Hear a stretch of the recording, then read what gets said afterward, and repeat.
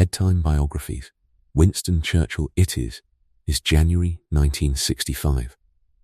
An old man lies in his bed in London, the winter light thin against the windows. He has lived 90 years. He has fought in wars most people will never know, shaped nations, spoken words that changed the course of history itself. Now, he is quiet. Now, he is still. And in this quietness, perhaps, he thinks back through it all, the long, impossible sweep of it. But our story does not begin at the end. It begins at the beginning, when everything was still ahead of him, when he did not yet know that he would fail spectacularly, then rise again, and rise again, and again. Winston Churchill was born into aristocracy in 1874, into wealth and expectation and the certain knowledge of his own place in the world. Yet he would spend a lifetime becoming someone new. Again and again, he would reinvent himself, from soldier to writer, from one political party to another, from the depths of exile and irrelevance back into the center of power. This is the pattern of his life. This is what he could not stop doing. Tonight on Bedtime Biographies, we follow that pattern from beginning to end. We watch a young man desperate to prove himself. We witness the disasters he survived, and we see how he became, in humanity's darkest hour, the voice that would not let the light go out. Where are you listening from tonight? What time is it where you are? Let the day fall away from you now. Close your eyes if you wish. You can drift off whenever you need to. Let us go back to November 1874, to a palace called Blenheim, where our story truly begins. Birth and early years. Birth and early years. The child was born into stone and certainty. On the 30th of November in the year 1874, in the ancestral rooms of Blenheim Palace in Oxfordshire, Winston Leonard Spencer Churchill entered a world already mapped for him, the world of the Spencer family, of aristocracy, of inherited position and inherited expectation. His father, Lord Randolph Churchill, sat in Parliament for Woodstock, a conservative voice among conservative voices. His mother, Jenny, carried American blood in her veins, the daughter of Leonard Jerome, a businessman of New York, which meant that even in his first breath, the child contained a certain duality, the weight of English aristocratic tradition and something else. Something from across the Atlantic, less fixed, more inclined perhaps toward reinvention. These two strains would never fully resolve in him. They would instead remain in subtle tension throughout his life, like two melodies played in different keys. The boy's earliest years unfolded in an atmosphere of fractured domesticity. In 1876, when Winston was scarcely 2 years old, his grandfather, the 7th Duke of Marlborough, received appointment as Viceroy of Ireland, and the household transferred to Dublin. The great estates and the formal rooms of Blenheim were exchanged for Dublin's grey air. His father became the Viceroy's private secretary, and within these arrangements, the family structure began its slow dissolution. For much of the 1880s, records suggest that Randolph and Jenny existed in a state of effective estrangement, two people occupying the same houses, but not the same lives. The children, Winston and his younger brother Jack, born in 1880 in Dublin, fell largely into the care of their nanny, Elizabeth Everest, a woman of modest station, whose affection would prove far more constant than that of their parents. It is said that we remember most vividly those who love us when others do not. Churchill himself, decades later, would write of Elizabeth Everest, "She had been my dearest and most intimate friend during the whole of the 20 years I had lived." The specificity of that number, 20 years, suggests a child counting, measuring, aware from early on that some presences in the household were more reliable others. Everest represented a kind of solid ground when the ground beneath seemed uncertain. She was the one who held him when he was ill, who listened when he spoke, who did not withdraw into the complicated distances that seemed to characterize his parents' relationship. For 20 years she was constant, and then, in 1895, she was not. The loss struck him profoundly, touching something vulnerable in his nature that he would spend much of his life either avoiding or sublimating into work. Schooling, when it came, proved a trial rather than a comfort.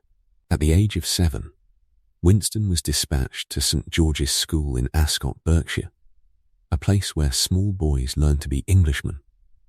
But he was not naturally academic, and his behavior was poor, restless, it might be said, or resistant to the fixed order that schools impose. There is a pattern worth noting here. The boy, even then, seemed unable or unwilling to fit into predetermined shapes. At 7 years old, he was already becoming someone who would need to find his own forms rather than accept those offered to him. In 1884, having struggled at St. George's, he was transferred to Brunswick School in Hove, and there something shifted. His academic performance improved. The records suggest that when the environment changed, when the demands were recalibrated, he could excel. This too would become characteristic, not lack of ability, but a particular kind of intelligence that required the right angle of light to shine properly. At 13, having sat for entrance examinations, he was accepted to Harrow School. By then, his father, Lord Randolph, had determined that the boy would become a soldier. It was a practical decision. Military service suited aristocratic sons, and it removed the need for brilliance in classical languages or the higher abstractions that other careers demanded. So Churchill's final 3 years at Harrow were spent in the army form, preparing himself for the army's disciplines and hierarchies.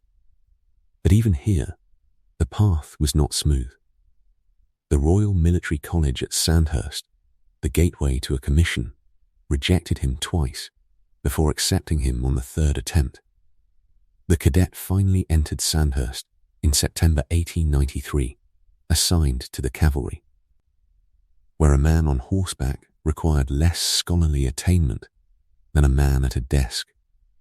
In January 1895, his father died. Lord Randolph had been a figure of considerable political prominence, a conservative politician of some brilliance and considerable volatility, but his relationship with his son had remained distant, formal, shadowed by the disappointed expectations of the father and the anxious yearning of the son. There would be no reconciliation, no late flowering of intimacy. The man was simply gone, leaving behind an absence and a name that the son would carry forward into the world. Some losses clarify things. Some absences create space for other things to grow. In February 1895, Churchill was commissioned as a second lieutenant in the 4th Queen's Own Hussars, based at Aldershot. He was 20 years old. The army was a place for him to prove himself, but he had already determined that mere garrison duty would not suffice. He wanted action, wanted to see what warfare actually was, wanted to measure himself against something that mattered. Using his mother's influence, for Jenny, unlike Lord Randolph, took active interest in promoting her son's career. He arranged to be posted to a theatre of war. In the autumn of 1895, he and his friend Reggie Barnes sailed to Cuba to observe the Cuban War of Independence. There, attached to Spanish forces, attempting to suppress independence fighters. The young officer gained his first experience of combat. The zip of bullets past his head, the smell of powder, the chaos of actual conflict. It was October when he turned 21, and he was in a war zone, writing dispatches to the Daily Graphic in London, beginning the simultaneous careers of soldier and correspondent that would define the next phase of his life. From Cuba, he proceeded to New York, where he encountered Americans and found them. He wrote to his mother, "An extraordinary people." There is something noteworthy in this openness, this willingness to be struck by the strangeness of the foreign. It suggests a mind still forming, still capable of genuine astonishment at what lay outside the circle of Oxfordshire and London society. In October 1896, he sailed with the Hussars to Bombay, and thereafter to Bangalore, where the regiment was stationed.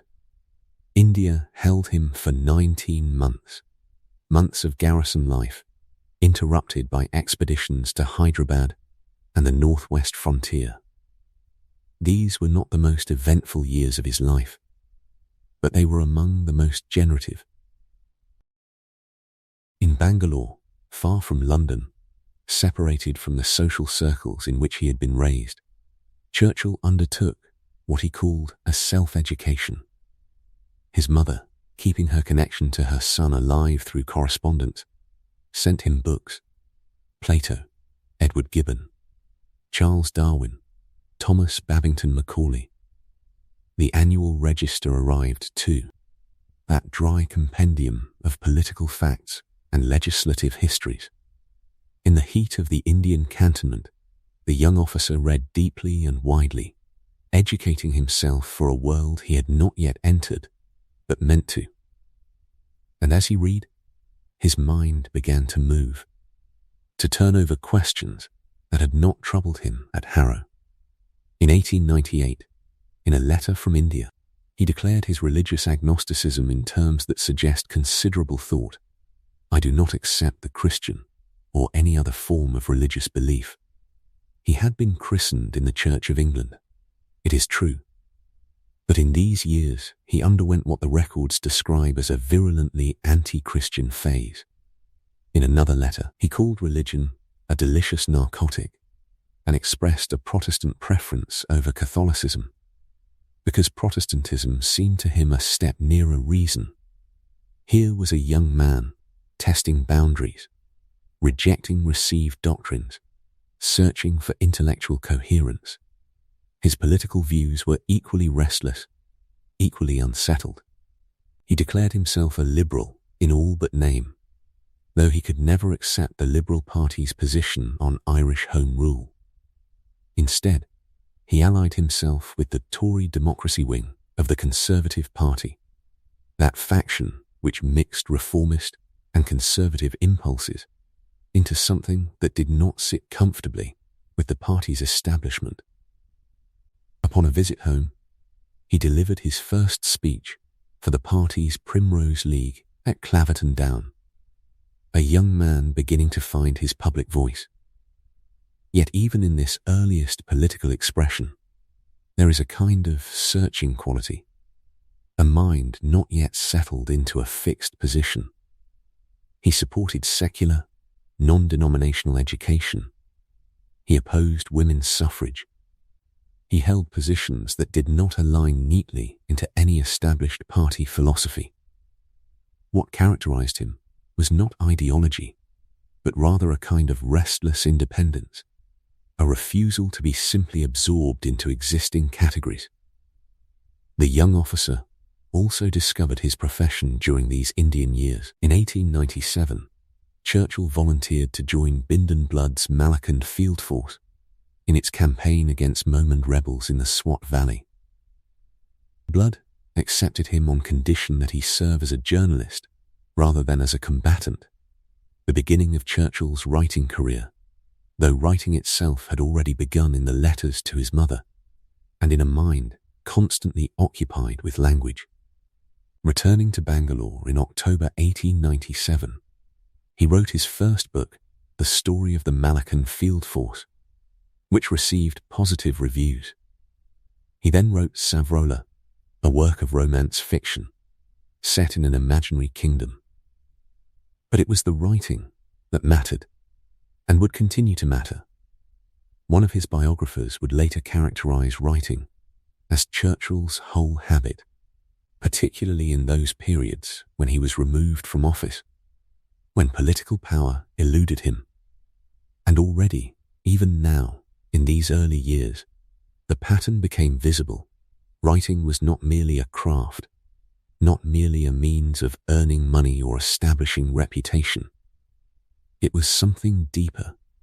It was what occupied the mind when the mind threatened to turn inward, toward what he himself called his black dog, the recurring depression that shadowed his life, especially in moments of idleness or exclusion. Writing was his shield, his structure, his safeguard against the dark. In 1898, using contacts established in London, the young subaltern secured attachment to General Herbert Kitchener's campaign in Sudan. As a 21-year-old officer in the 21st Lancers, and simultaneously as a journalist for the Morning Post, he participated in one of the British Army's last great cavalry charges, the Battle of Omdurman, in September 1898. But what struck him in this campaign was not the glory of battle. Rather, it was what he witnessed in its aftermath, the unmerciful treatment of enemy wounded, the desecration of the tomb of Muhammad Ahmad by British forces. These acts troubled him.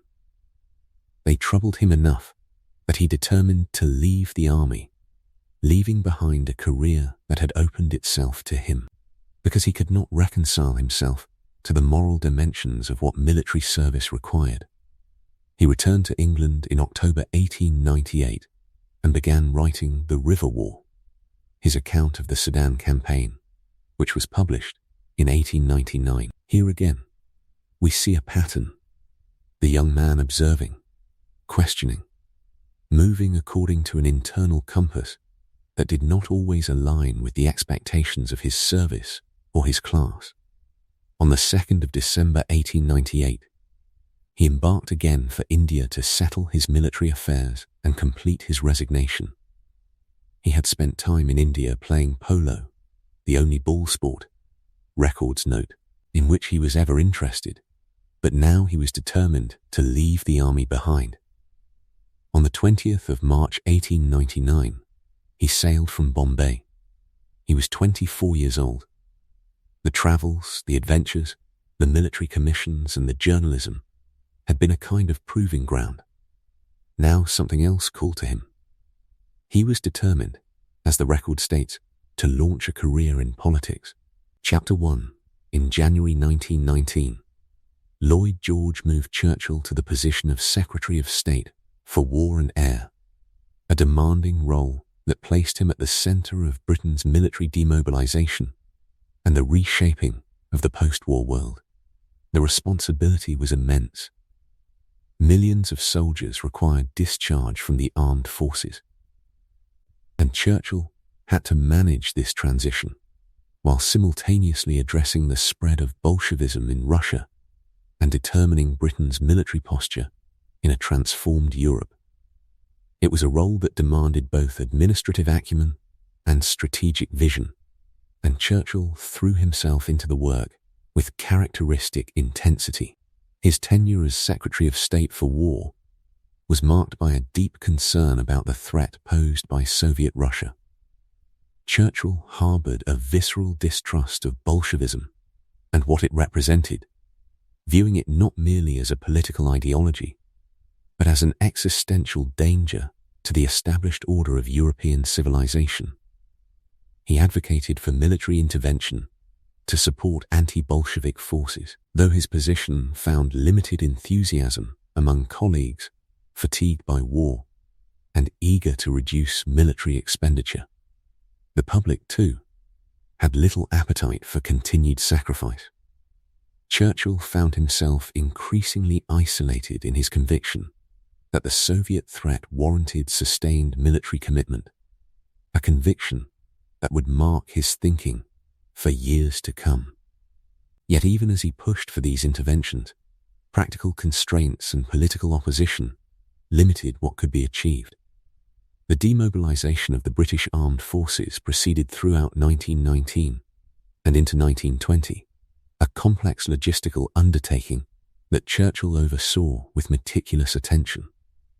The rapid reduction of forces was politically necessary, but militarily problematic, leaving Britain with reduced capacity to respond to threats across an empire that still spanned the globe. In the Middle East, Churchill's attention turned to the territories that had fallen to British control following the Ottoman Empire's collapse. The mandate system, established under the League of Nations, gave Britain responsibility for Palestine, Mesopotamia, and other regions. The administration of these territories, the management of competing claims, and the attempt to establish stable governance structures occupied much of Churchill's energy and thought. It was during this period that Churchill began to develop a more sophisticated understanding of imperial administration and the practical difficulties of maintaining control over distant territories and diverse populations. The romantic notions of empire that had animated his youth, the adventures of a young subaltern seeking glory and fame, gave way to a more complex appreciation of the administrative, financial, and moral challenges involved in governing peoples who had little say in their own governance.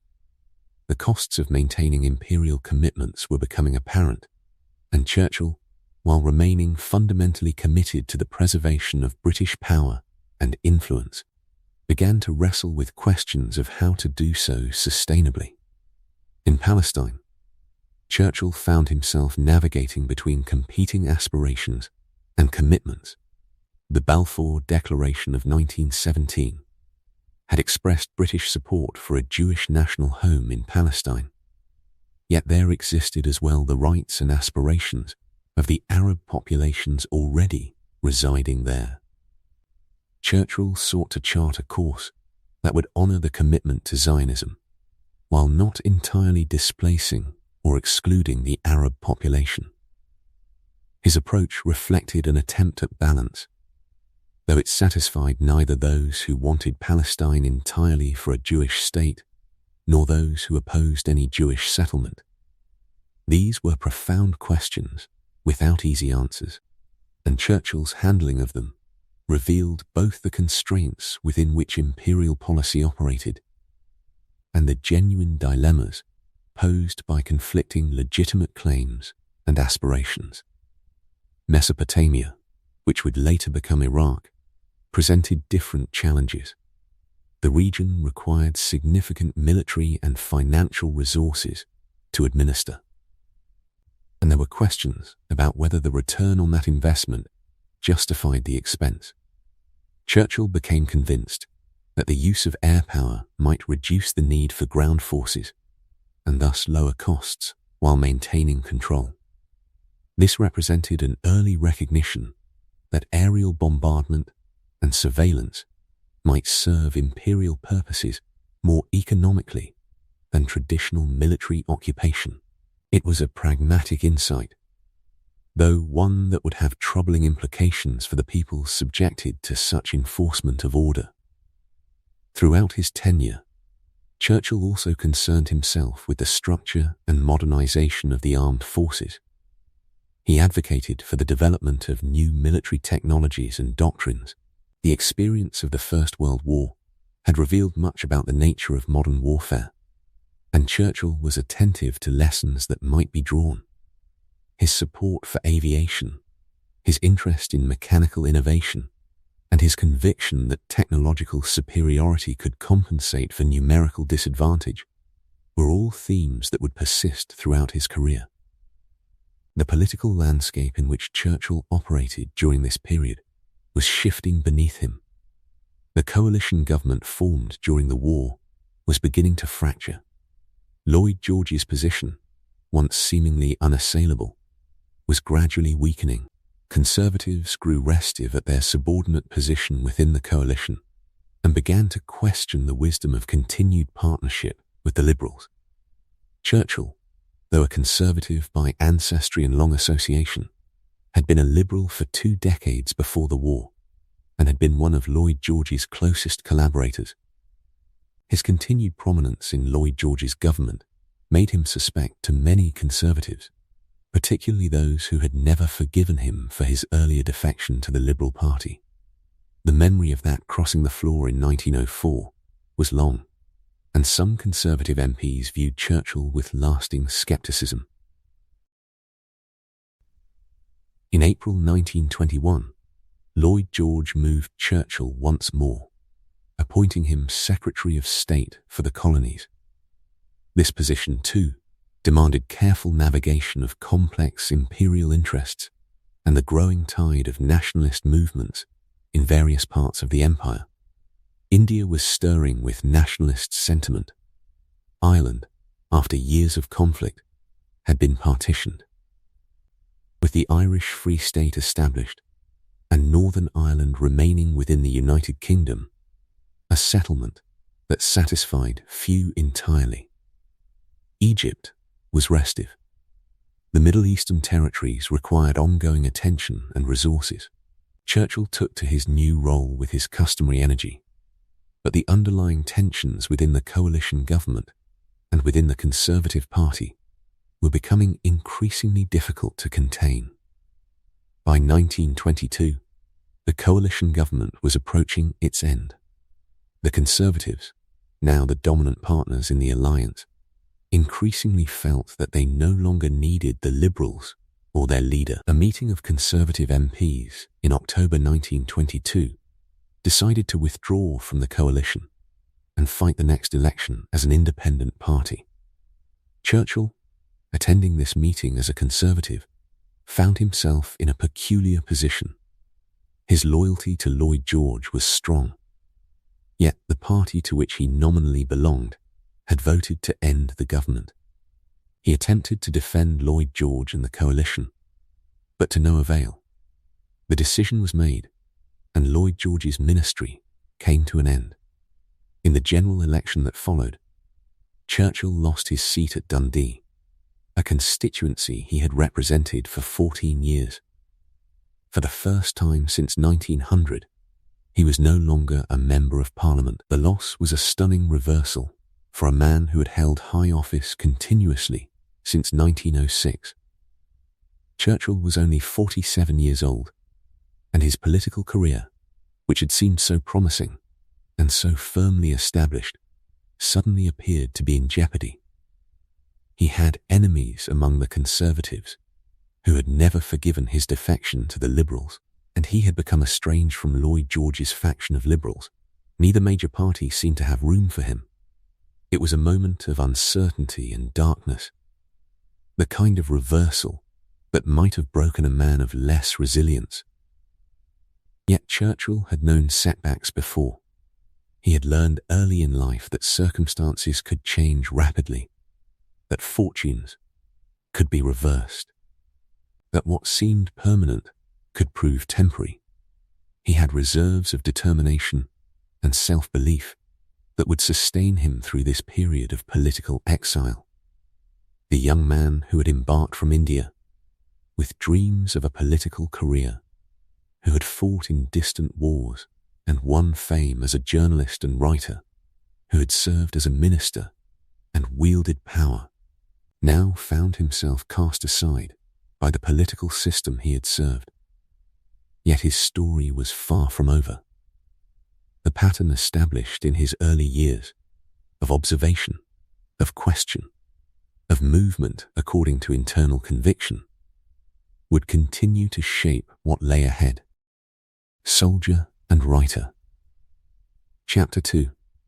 Soldier and writer, the man who had stepped away from India with such vivid certainties, a war correspondent's notebook in one hand, a manuscript in the other, had learned that certainty, like favour, could evaporate without warning. Now, in the second decade of his life, Winston Churchill found himself in that peculiar space where reinvention becomes not merely possible, but necessary.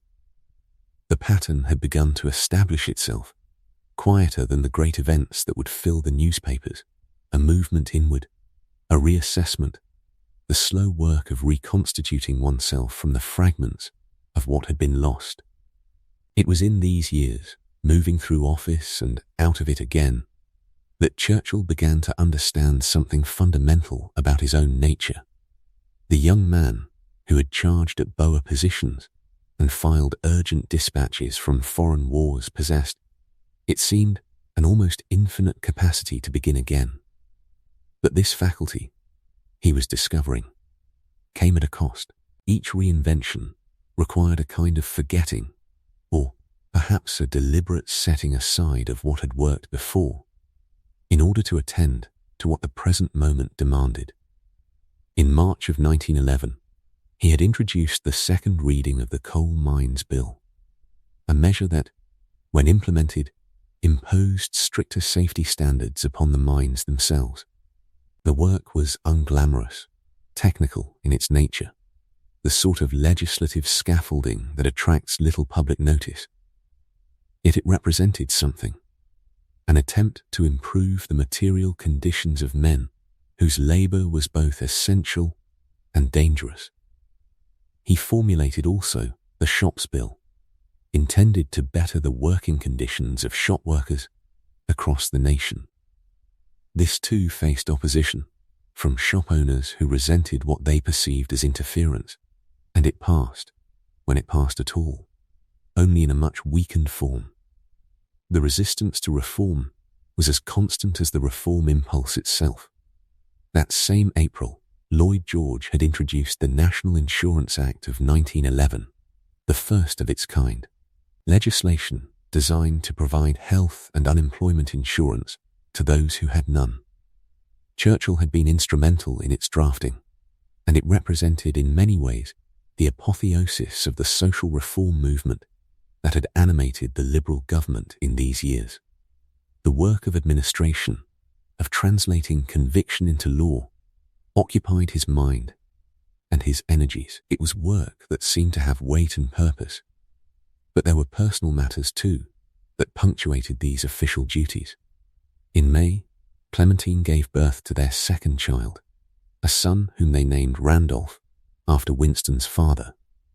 The child's arrival marked a continuation of something, a line drawn forward into the future, and yet the name itself carried with it the weight of heredity, the expectation that descended from one generation to another, like an inheritance that could not be refused or redirected.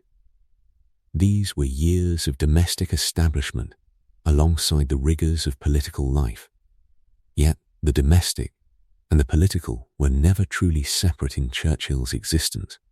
The one informed the other, and both were subsumed into a larger pattern of constant motion, constant reassessment, constant movement towards something that remained unnamed. The crisis, when it came, arrived not from within the government, but from without, from the roiling tensions between capital and labour that threatened to tear the social fabric. In 1911, as civil strife escalated across Britain, Churchill had found himself called upon to respond. The dockers of Liverpool rose in protest, their grievances mounting, their anger palpable. Churchill sent troops into the city to quell the protesting workers. He rallied against a national railway strike, his voice raised in opposition to what he perceived as disorder, threatening the nation's stability. The image is striking.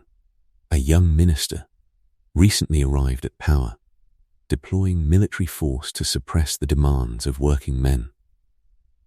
It was a moment that revealed something about Churchill's understanding of his role, his willingness to act decisively when faced with what he regarded as sedition or chaos. Yet even as he moved against the strikers, something else was beginning to stir in his thinking. The threats facing Britain were not merely internal. The external world, the realm of imperial competition and military preparation, was pressing upon him with increasing urgency. In April of 1911, the Agadir crisis had erupted, a moment when the threat of war between France and Germany seemed suddenly real and imminent. The crisis focused Churchill's mind with the intensity of a lens concentrating sunlight. Here was danger, Here was a test of will and strategic vision. Churchill had suggested an alliance with France and Russia, a gathering of forces designed to safeguard the independence of Belgium, Denmark, and the Netherlands, to counter the possible expansionism of a Germany whose ambitions appeared increasingly unchecked. The crisis, though it passed, had altered something within him. His views about naval expansion, about the necessity of British sea power, underwent a profound change. What had seemed, perhaps, a distant concern about fleet strength and dreadnoughts became suddenly vital, a question upon which national survival might ultimately depend. It was in October of 1911 that Asquith called Churchill to a new position, one that would define the next phase of his life and would test his capacity for reinvention in ways he could not yet have anticipated. He was appointed First Lord of the Admiralty, and he took up residence at Admiralty House, that place of tradition and accumulated power. The appointment itself represented a kind of vindication, a move upward from the social reforms that had occupied his recent years. But it also represented something else, a movement toward the realm of grand strategy, of national defense, of the naval power upon which Britain's entire position in the world ultimately rested. In taking up this office, Churchill embarked upon what would prove to be one of the most consequential periods of his public life. He was not yet 40 years old. He brought to the position an energy that was almost palpable, a conviction that the Admiralty had been allowed to drift, that naval preparation had been inadequate, that complacency was a luxury Britain could not afford. He created a naval war staff, structures of command and coordination that had not existed before. Over the next 2.5 years, this would become the frame within which his life moved. He visited naval stations and dockyards, moving through them with an almost obsessive attention to detail, seeking to improve the morale of the men who served, scrutinizing with an intensity that suggested something more than mere administrative, concerned the development of German naval power. After Germany passed its naval law of 1912, designed to increase warship production, Churchill responded with a vow that seemed to crystallize his understanding of the nature of competition and power. For every new German battleship, he declared, Britain would build 2. The statement was categorical, absolute, the expression of a will that would not be denied. He extended an invitation to Germany to engage in mutual de-escalation, a gesture that suggested some residual hope that reason might prevail. But the invitation was refused, and Churchill's resolve hardened further.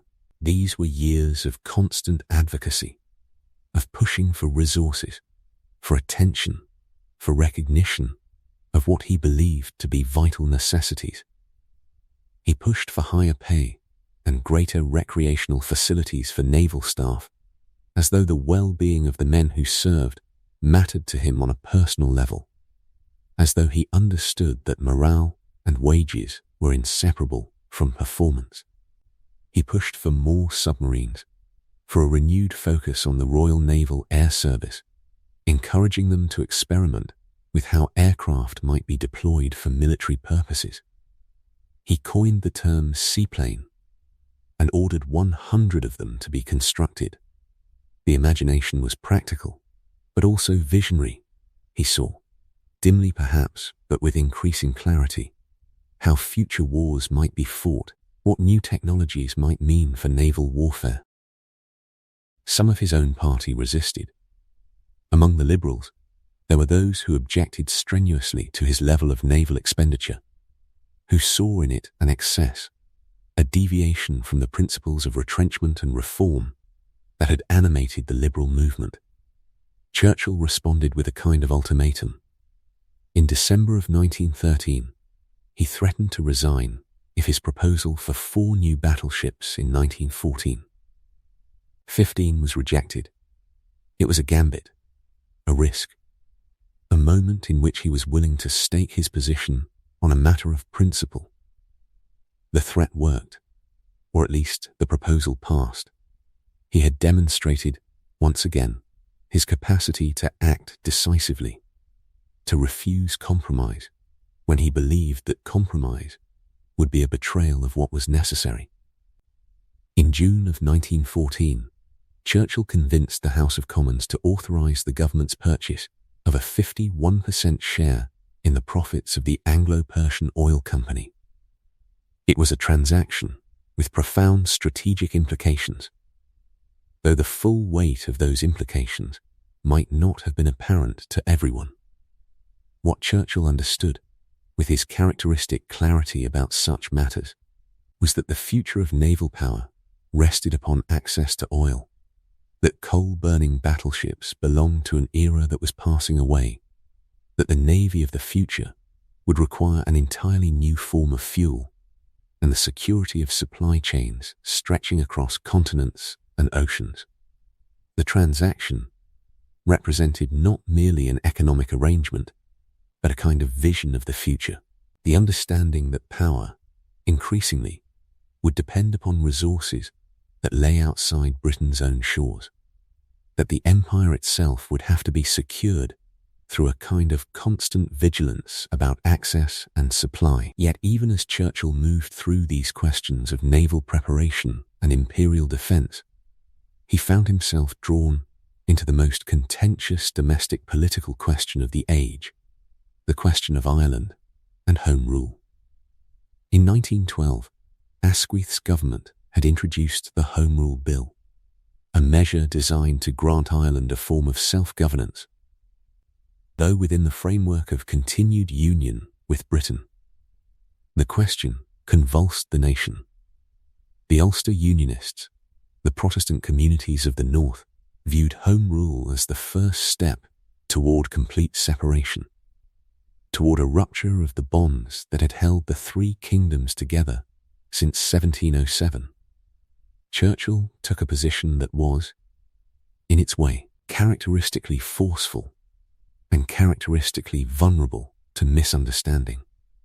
He urged the Ulster Unionists to accept Home Rule, opposing what he saw as the partition of Ireland. His reasoning, when he articulated it, possessed a certain logic. Whatever Ulster's right may be, he declared, she cannot stand in the way of the whole of the rest of Ireland. Half a province cannot impose a permanent veto on the nation.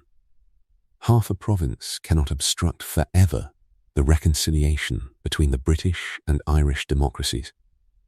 The words reveal something of his political philosophy, his belief in the primacy of the larger whole, his conviction that the will of majorities must ultimately prevail, his sense that reconciliation and union were superior to division and separation. But the position also revealed the limitations of that philosophy, or perhaps its vulnerability to contradiction. When the cabinet made a decision to boost the naval presence in Ireland in preparation for a possible unionist uprising, Churchill acquiesced. He did not demur at the notion that military force might be used to impose a political settlement, even one that he believed to be just. He sought compromise, suggesting that Ireland might remain part of a federal United Kingdom, a structure that would preserve union while granting genuine autonomy. But the suggestion angered both liberals and Irish nationalists, caught as it was between positions that, however reasoned in their own terms, seemed to satisfy no one. These were years, then, in which Churchill was learning the limitations of reason when applied to political questions, the ways in which conviction, even when expressed with force and clarity, could be met by conviction equally strong and opposed. The pattern was establishing itself, the movement forward, the assertion of will and vision, followed by resistance and the necessity of retreat or recalibration. In this cycle of advance and retreat, Churchill was being remade, though he could not yet have understood the full significance of that process. And from that point the campaign became far more difficult and costly. Churchill remained deeply concerned about German air superiority and the threat of invasion.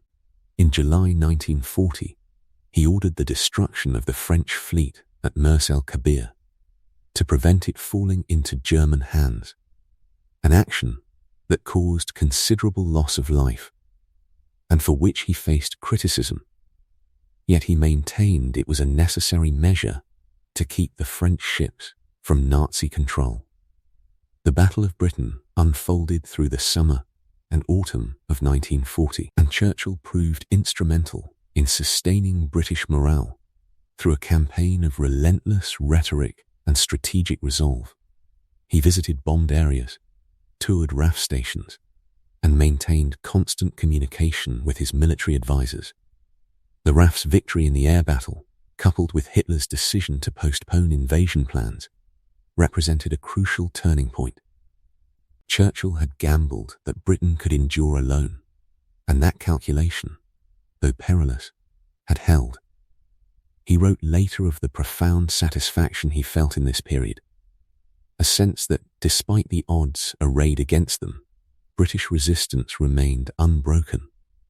Yet, the war extended far beyond the skies over southern England. German submarines prowled the Atlantic, threatening the supply lines upon which Britain's survival depended. Churchill pressed the United States for assistance, understanding that, without American support, Britain's position, however defiant, would eventually become untenable. He cultivated a relationship with President Franklin D. Roosevelt through correspondence and strategic communication, seeking to draw America into the conflict without directly demanding it. The Atlantic Charter, agreed between Churchill and Roosevelt in August 1941, represented a milestone in this courtship, articulating common principles even as America remained officially neutral. The Mediterranean presented another theatre of concern. The Italian invasion of Greece in October 1940 prompted Churchill to commit British forces to support the Greeks, a decision that strained resources already stretched thin. The campaign in North Africa, meanwhile, fluctuated according to the presence or absence of German reinforcements. Churchill's relationship with his commanders in this theatre, particularly General Bernard Montgomery, whom he appointed in August 1942, reflected his willingness to replace those who did not meet his exacting standards, yet also his capacity to recognize and support capable leadership once found. Churchill's experience as a soldier and a correspondent decades earlier had instilled in him certain attitudes about warfare that now, in his position as Prime Minister, he sought to implement on a vastly larger scale. He remained convinced of the importance of morale, of the power of words and symbols to sustain national will. He instituted regular broadcasts to the nation, spoke frequently in Parliament, and ensured that his voice became synonymous with British resistance. Yet beneath this confidence lay genuine uncertainty about ultimate outcomes. The war could still be lost. Invasion remained a possibility. The resources required seemed almost infinite, and victory, whatever that might mean, appeared to recede further with each passing month. In December 1941, the attack on Pearl Harbor by Japan transformed the conflict into a truly global war. Churchill, despite the shock of the assault, recognized immediately that America's entry meant ultimate victory, however long and costly the path might prove. He famously reflected that falling asleep that night after hearing the news, he felt relief, knowing that Britain would no longer face Hitler alone. Yet this relief was tempered by the knowledge that the struggle would now extend across multiple continents and oceans, involving resources and sacrifice on a scale previously unimaginable. Throughout 1940 and 1941, Churchill had demonstrated a capacity for strategic thinking that extended beyond immediate military considerations. He concerned himself with the shape of the post-war world, with the necessity of preventing future conflicts, with the need to preserve British interests and influence, even as the nation's resources were consumed by the present struggle. He corresponded with Roosevelt about the principles that should govern the peace, and he began to contemplate, however tentatively, the role that international organizations might play in maintaining order once the fighting ceased. His relationship with his war cabinet evolved through this period. Clement Attlee, the Labour leader, proved a loyal and capable deputy, though Churchill dominated decision-making to a degree that sometimes troubled even his closest allies. Ernest Bevin, the trades unionist who became Minister of Labour, brought a different perspective and earned Churchill's respect through his effectiveness and his commitment to the war effort. Lord Beaverbrook, the newspaper magnate and old friend, served in various capacities and proved invaluable in matters of production and supply. These men, together with the service chiefs and permanent officials who staffed the government, formed a team bound together by the urgency of their task and the gravity of the crisis they confronted. Churchill's capacity for work during these years seemed almost superhuman. He maintained late hours, often working through the night on military matters and correspondence. He visited military installations, inspected troops, and travelled extensively despite the dangers. In August 1941, he journeyed to Newfoundland to meet Roosevelt, a voyage that involved crossing the Atlantic during wartime, with all the risks that entailed. Such actions reinforced his image as a leader, willing to share in the perils faced by his nation. Yet the strain manifested itself in various ways. Churchill continued to drink heavily, consuming brandy, wine, and whiskey throughout his days and evenings. Though some observers suggested this affected his judgment, others maintained that his consumption, while substantial, did not impair his capacity to function or to make decisions.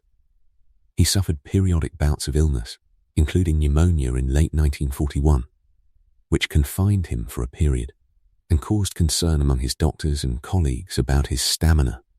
The period from May 1940 to December 1941 thus represented a time of consolidation for Churchill, not merely of his political position, though that was certainly secured, but of his role as the embodiment of British resistance and determination. He had come to office as a controversial and often reviled figure, a man whose political career had been marked by catastrophic misjudgment and whose reputation had been severely damaged by the Gallipoli campaign of the First World War. Yet the crisis of 1940 had transformed him into something far greater in the public mind, a symbol of national resilience, a voice articulating the indomitable will to resist regardless of circumstances. Whether this transformation would endure through the far greater trials still to come remained an open question. War and Prime Minister. Chapter 3.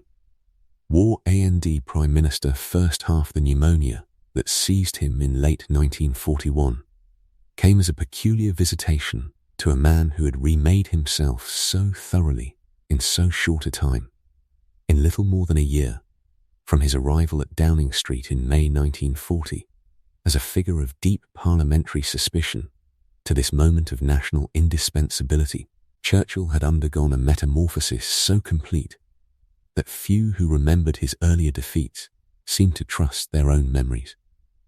The lung inflammation that confined him to bed, that caused his doctors and colleagues to whisper anxiously about his stamina, arrived almost as an interruption to a transformation that had become the very substance of his life. He had consumed his brandy and his whiskey throughout the days and evenings, and observers divided themselves, as they always did, between those who saw in this consumption the seeds of misjudgment and those who insisted with equal conviction that the man's capacity to function, to decide, to lead, remained unimpaired. The illness passed as it had to pass, but it marked something, not an ending, but a threshold crossed. A body that had been tested and found, despite everything, still capable of bearing its burden. The period from May 1940 to December 1941 had been one of consolidation, though the word itself seemed inadequate to the scale of transformation that had occurred. It was not merely his political position that had been secured, though that was certainly true, and improbably so, but something far more essential, his reconstitution in the public mind as an emblem of resistance itself. He had come to office as a man reviled by many, whose career had been darkened by what seemed, in the retrospect of 1940, catastrophic error. Gallipoli remained a shadow across his name, a wound in the nation's confidence that had never quite healed. Yet the crisis, when it came, had not healed that wound so much as rendered it irrelevant, burnt away by forces larger than personal reputation. In its place had risen something unprecedented, Churchill as the voice of indomitable will, articulating in words carefully chosen and powerfully delivered the conviction that resistance was not merely possible, but necessary, sacred even. Before this apotheosis, there had been smaller signs, minor victories that had begun to shift perception during the strange, suspended period that men called the phony war.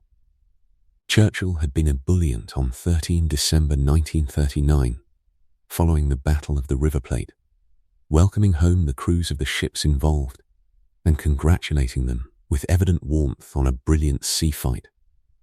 There was something in his tone on such occasions, some quality of genuine appreciation that began to arrest attention. Then, in February of the following year, he had ordered Captain Philip Vian of the destroyer Muskossack to board the German supply ship Altmark in Norwegian waters, freeing 299 British merchant seamen who had been held captive by the Admiral Graf Spee. The action was audacious, technically a violation of Norwegian neutrality, but it possessed a directness that captured public imagination.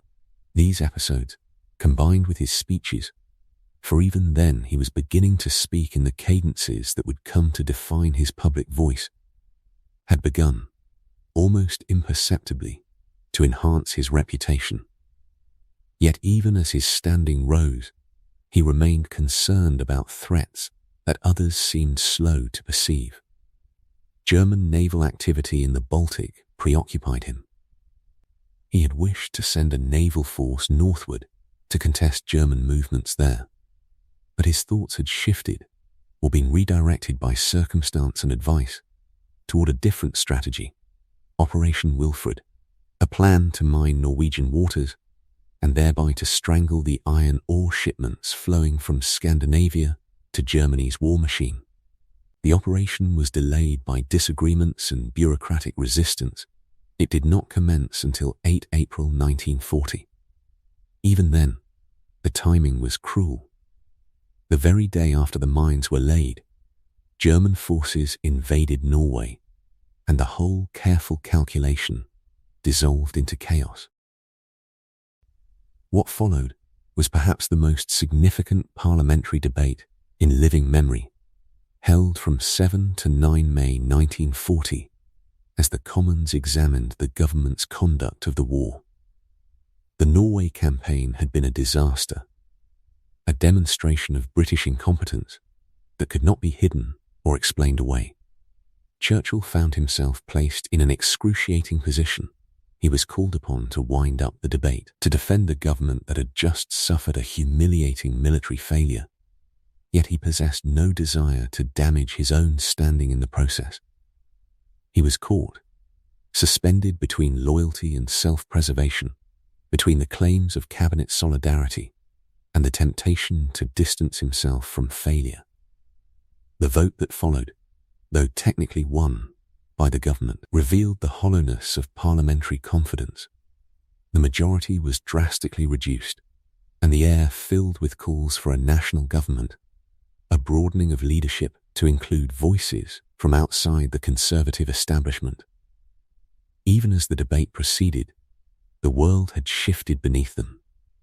Early on 10 May, the very day Churchill was forced to defend the indefensible, German forces invaded Belgium, Luxembourg, and the Netherlands, initiating the assault on France that would, within weeks, bring about the fall of the continent to Nazi domination.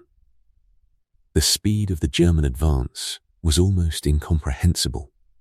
Chamberlain, recognizing that his political authority had been fatally wounded, had begun, even before the vote, to consider the formation of a coalition government.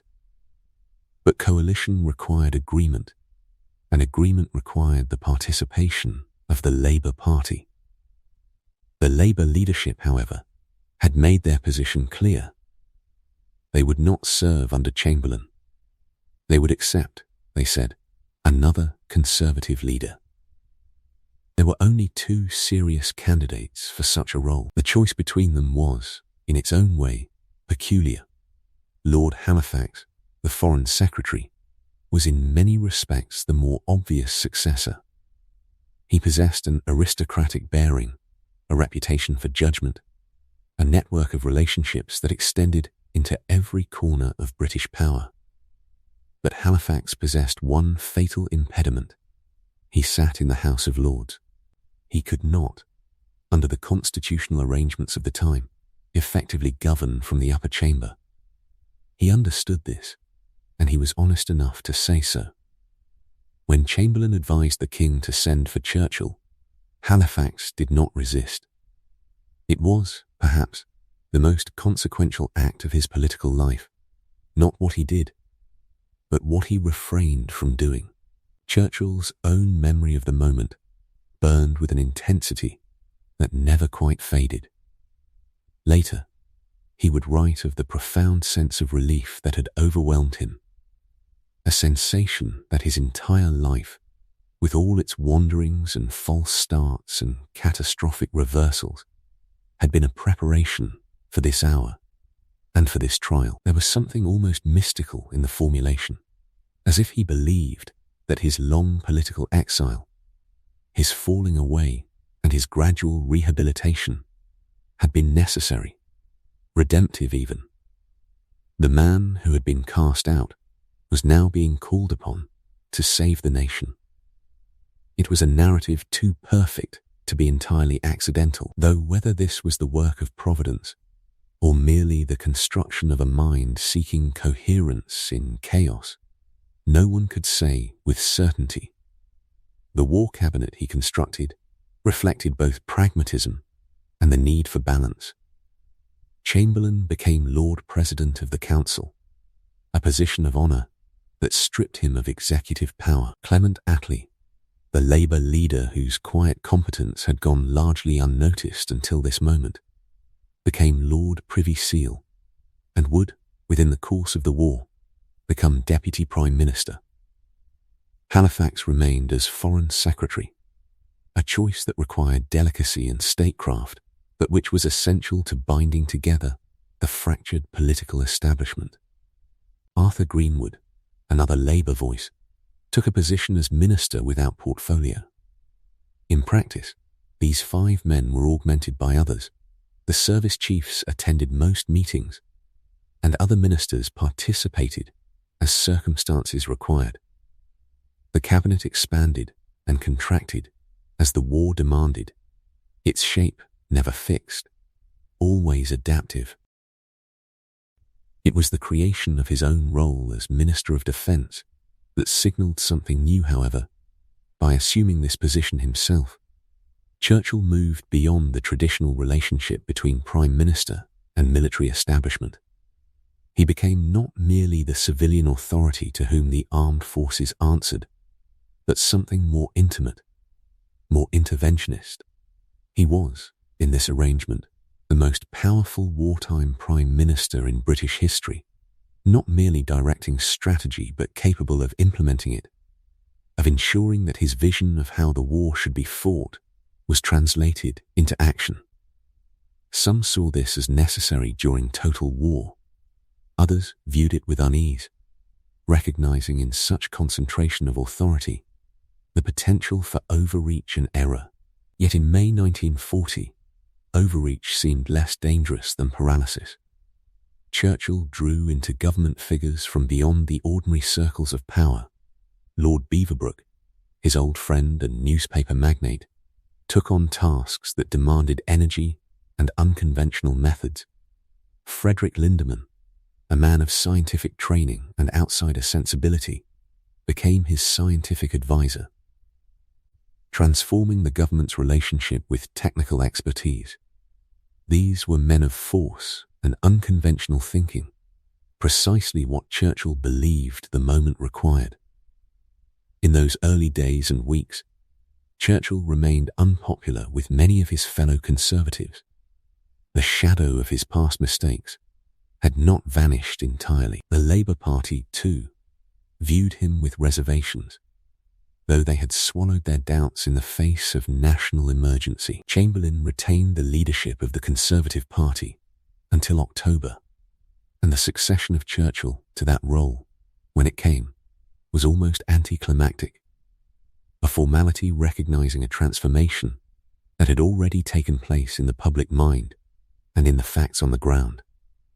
By autumn, Churchill had, through some alchemy of circumstance and personality, won over his doubters. His voice had always been his instrument, though it came to him only through long effort. From childhood, he had struggled against a lateral lisp, that peculiar impediment in which the letter S resisted the normal ordering of his mouth and tongue. Rather than accepting this as a limitation, he had, over decades, trained himself in techniques of compensation, repeating phrases designed to cure the defect, to bring his speech into conformity with what he heard in his mind. He had succeeded, or rather, he had transformed the impediment into something altogether different. The very impediment that might have silenced another man had, through discipline and will, become an instrument of his distinctive power. When he pronounced Nazi as Nazi, rhyming it with a vulgar British slang term, and placing the emphasis on the hard Z, there was something in the sound that suggested contempt, mockery even, as if the word itself was beneath the dignity of English pronunciation. His first speech as Prime Minister, delivered to the House of Commons on 13 May, established the tonal register that would govern his public utterances throughout the war. It was a speech constructed with great care, with attention to rhythm and cadence, yet it possessed also a quality of stark, almost brutal honesty. I would say to the House that I have nothing to offer but blood, toil, tears and sweat. We have before us an ordeal of the most grievous kind. You ask, what is our policy? I will say, it is to wage war by sea, land and air, with all our might and with all the strength that God can give us, to wage war against a monstrous tyranny never surpassed in the dark, lamentable catalogue of human crime. That is our policy. You ask, what is our aim? I can answer in one word. It is victory. Victory at all costs. Victory in spite of all terror. Victory, however long and hard the road may be, for without victory, there is no survival. The words themselves were not particularly original. Churchill had drawn them from his vast reserves of reading and historical memory. But the occasion, the voice, the solemnity of the moment, these conspired to create something that was more than oratory. It was an incantation, a binding of will. One observer would later remark that Churchill's speeches served, simultaneously, an inspiration for the nation and a catharsis for Churchill himself. that in speaking these words, he was not merely addressing his countrymen, but also speaking to something within himself, steeling his own resolve even as he steeled that of the nation. Yet within days, his resolve was tested in a way that speeches could not immediately resolve. At the end of May, with the British Expeditionary Force in full retreat toward Dunkirk, and the fall of France no longer merely possible but inevitable, the Foreign Secretary Halifax proposed that the government should explore the possibility of a negotiated peace. It was a suggestion born not of defeatism but of realism. France was collapsing, Germany was triumphant, and Britain stood alone. Halifax believed, and he was not alone in this belief, that to fight on was merely to invite catastrophe, to guarantee the destruction of a nation that might, through prudent negotiation, preserve at least its existence. High-level meetings were convened from 26 to 28 May, including one at which the French Premier, Paul Reynaud, participated. The question hung in the air, unspoken and terrible. Should Britain negotiate while it still possessed some bargaining power? Or should it commit itself to a fight that seemed, by every rational calculation, unwinnable? Churchill's position, expressed repeatedly and with increasing firmness, was that Britain must fight on. That surrender was unthinkable, regardless of circumstance. France, he understood, was gone or going, but Britain possessed resources, the navy, the island, the determination of its people, that made resistance possible, even if not likely to succeed. The Americans, he believed, might eventually come into the war. The war, he insisted, must be fought.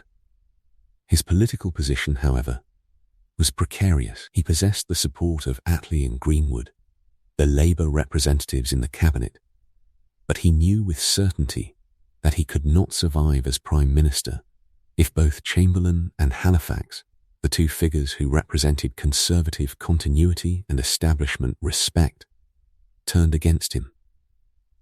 In a move of considerable political courage, he called a meeting of the outer cabinet, the broader circle of ministers beyond the war cabinet itself.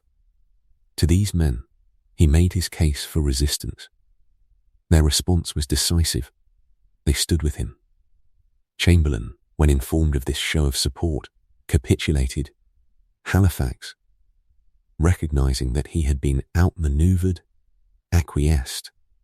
The moment had passed, and Britain's fate, for better or worse, had been sealed. The evacuation at Dunkirk, which Churchill had ordered under the codename Operation Dynamo, was completed on 4 June 1940. The numbers were extraordinary. 338,226 Allied servicemen removed from the beaches and waters of northern France, taken aboard destroyers and minesweepers, and even small private boats, carried across the Channel to safety. The evacuation had seemed impossible only days before. Now it was accomplished, though at considerable cost. Yet what was remarkable about the evacuation in the aftermath was not merely that it had succeeded, but that it had been transformed in the public mind into something approaching a victory.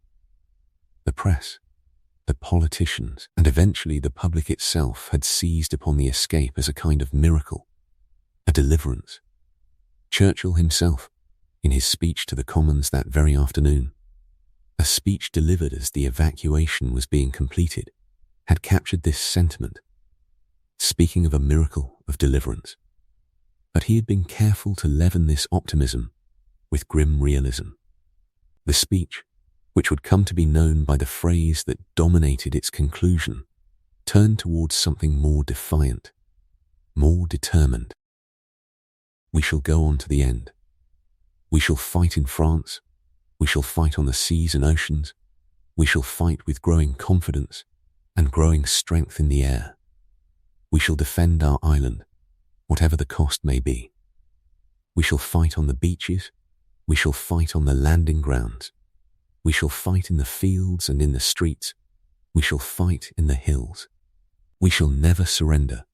And even if, which I do not for a moment believe, this island or a large part of it were subjugated and starving, then our empire beyond the seas, armed and guarded by the British fleet, would carry on the struggle until, in God's good time, the new world, with all its power and might, steps forth to the rescue and the liberation of the old. The words were cast into the future, but they were cast with absolute conviction.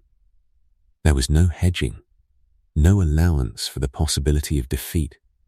It was as if Churchill had determined that his entire will, his entire rhetorical power, must be bent toward the construction of a reality in which surrender was not merely unadvisable, but literally unthinkable.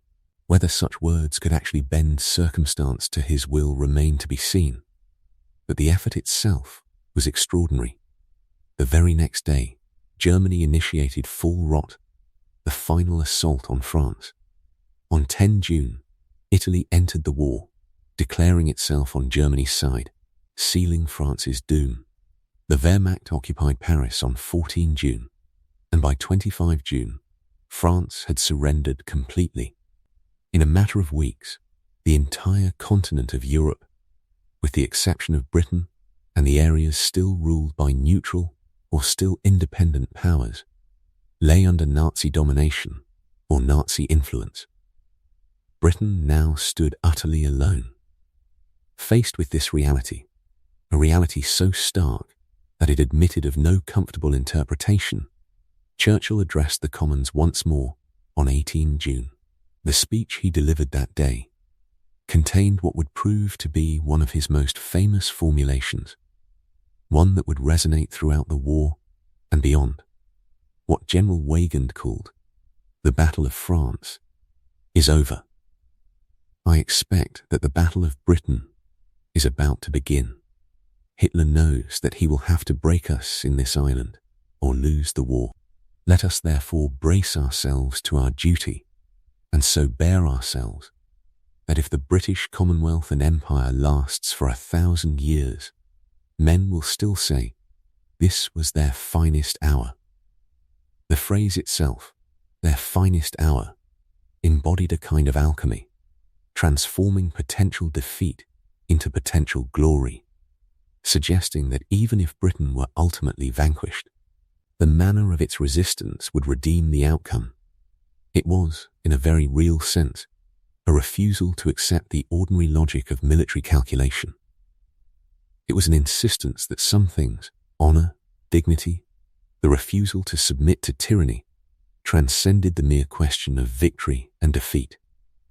Whether this was wisdom or a dangerous delusion remained, in June 1940, an entirely open question, rather than on mere acts of terror and wanton destruction, however impressive.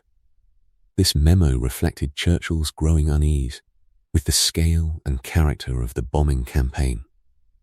The directive came late in the war, when German defeat was already assured, and it suggested a conscience troubled by methods that had seemed necessary in darker hours. Yet the restriction applied only to area bombing. Precision bombing of military targets would continue until the war's end. Churchill's reconsideration was, in some measure, a return to principles he had articulated years earlier, before the exigencies of total war had pushed those principles to their limits. The final months of the European war saw the Red Army sweeping through Eastern Europe with accelerating momentum. Soviet forces liberated Warsaw in mid-January, crossed the Vistula, and by February were within striking distance of Berlin itself. The Western Allies, having crossed the Rhine in late March, pushed eastward into Germany proper. The military situation that had seemed so uncertain in the autumn of 1943 had transformed into something approaching inevitability. German resistance, though still fierce in places, could no longer alter the fundamental trajectory of events. Churchill's attention during these months was divided between the immediate prosecution of the war and the shape of the post-war world. The conferences at Malta and Yalta had been occasions for discussing not merely how to defeat Hitler, but what would come after. These conversations, conducted between exhausted leaders amid the chaos of global warfare, would cast long shadows into the future. The percentages agreement with Stalin, born from Churchill's pragmatic assessment of Soviet power in the Balkans, would come to exemplify, in later Cold War perspective, the concessions made to Soviet ambitions. Yet at the time, with Soviet armies already occupying much of Eastern Europe and the full extent of Stalin's post-war intentions still somewhat opaque, Churchill had reasoned that some agreed framework was preferable to unilateral Soviet action. The question of Poland occupied much of Churchill's diplomatic energy in these final months. He had gone to war in 1939, partly over Poland's independence, and the fate of that nation weighed heavily on him. Yet Poland's geography and Stalin's proximity to Polish territory made the question dauntingly complex. The Soviet Union, having suffered catastrophic losses in the war, was determined that Poland would not again serve as a launching point for invasion. Churchill understood this reasoning, even as he worried about Polish freedom. The compromises he accepted at Yalta reflected this tension between empathy for Polish aspirations and recognition of Soviet military reality. By April 1945, German collapse was imminent. Hitler retreated into his bunker in Berlin as Soviet forces closed in from the east and American and British forces advanced from the west. On 30 April, Hitler committed suicide. Germany's surrender came a week later, on 7 May, accepted by representatives of the German High Command. Churchill, receiving news of the German surrender while at Downing Street, was gratified, but not euphoric.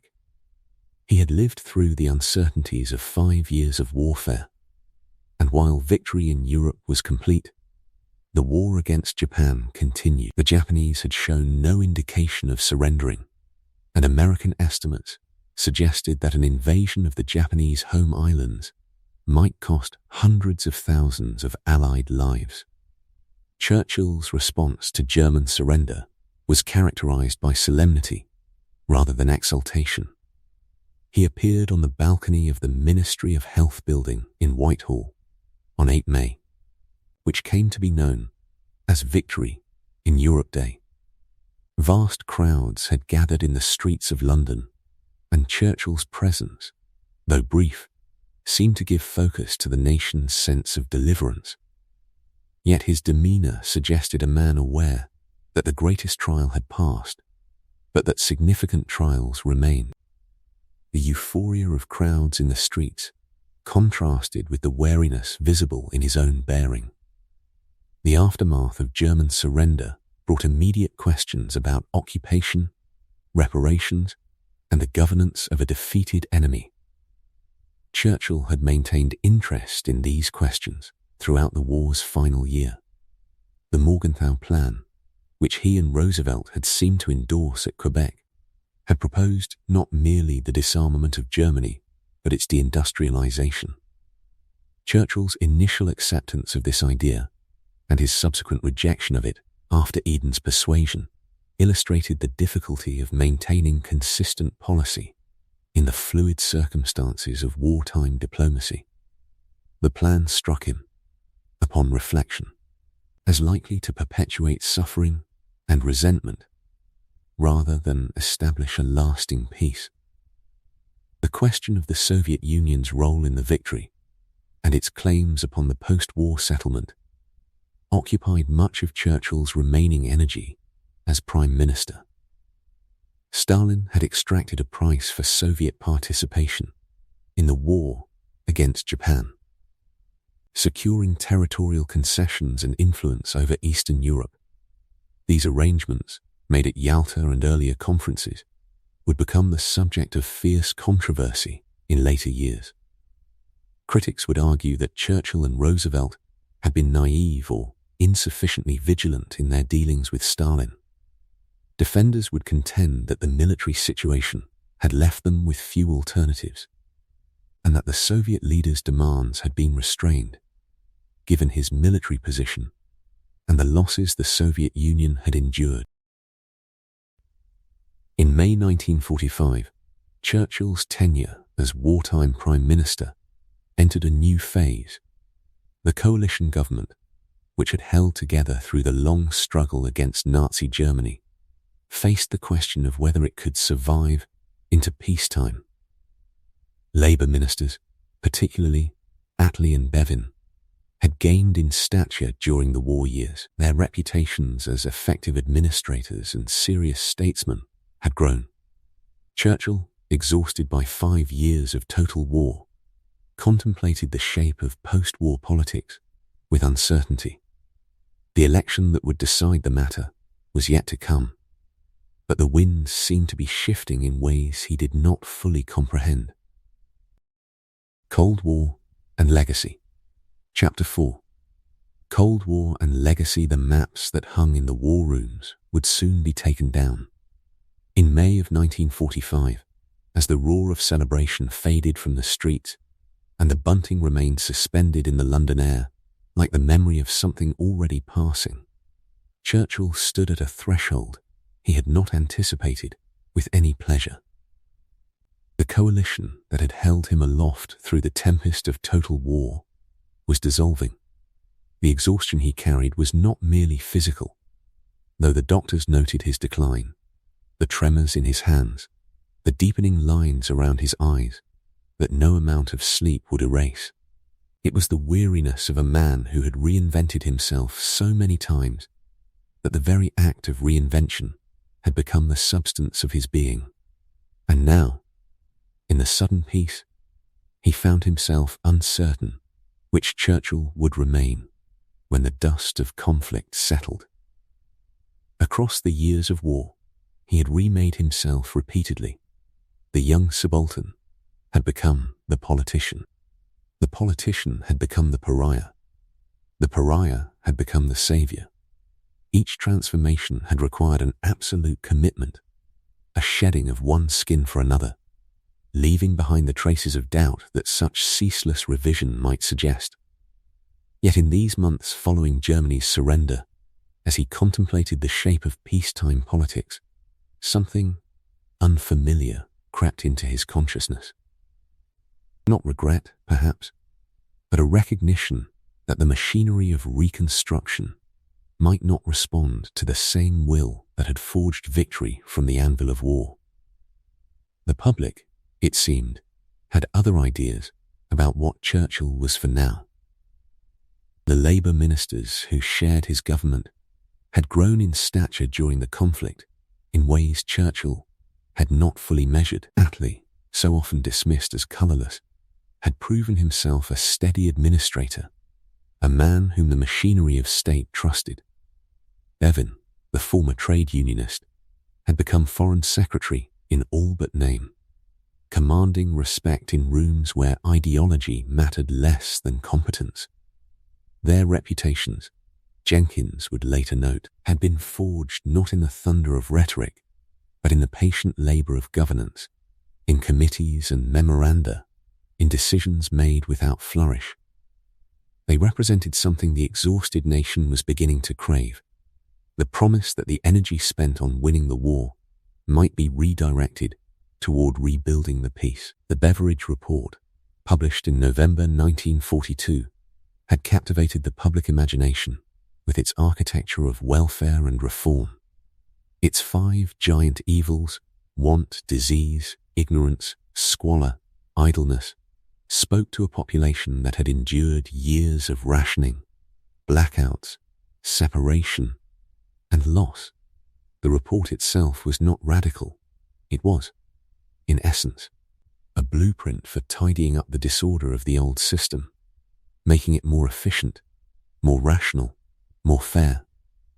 Yet it had become the symbol of something larger, the possibility that the sacrifice demanded of ordinary people might be rewarded not with a return to the world as it had been, but with something better constructed from the ruins of what had been lost. Churchill had focused most of his attention on the prosecution of the war itself, and he regarded post-war reform with the attitude of a man clearing away debris after a storm.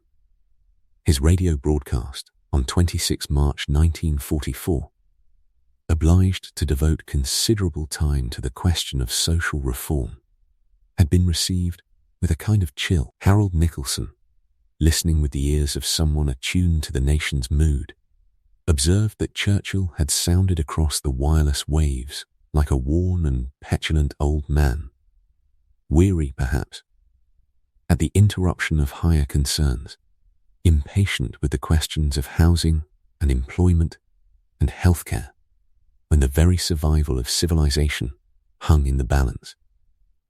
But the public had heard something else in that tone, a man for whom their futures, once victory was secured, held little urgency.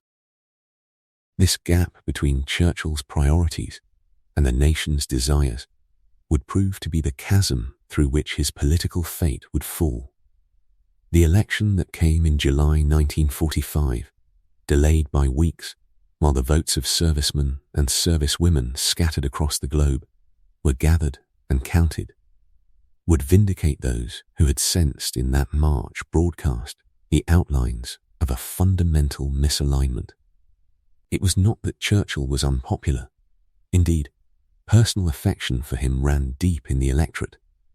Rather, the man who had been made for war was not seen as the architect of peace, and the people, having paid so dearly for victory, were not inclined to trust their reconstruction to one whose gaze remained fixed on the horizons of conflict. In the months between Germany's surrender and the election, however, Churchill had moved through his final acts as wartime leader with the peculiar mixture of fatigue and motion that had characterized much of his tenure. The formation of the caretaker government in May, when Labour refused to continue the coalition beyond the defeat of Germany, had marked a subtle diminishment.